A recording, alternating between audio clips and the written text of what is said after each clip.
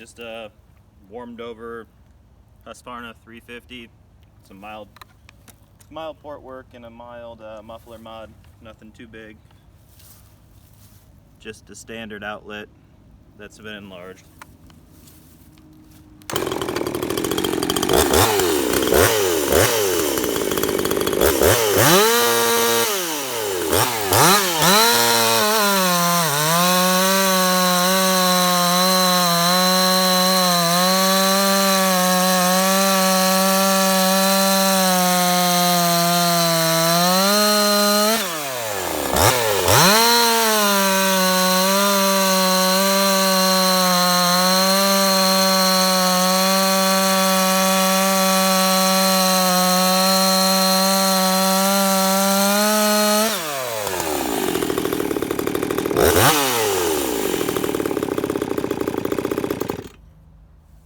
So it's a 325 full chisel chain, 18-inch bar.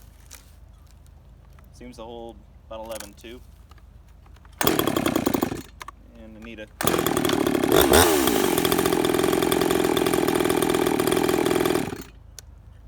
adjust the carburetor just slightly.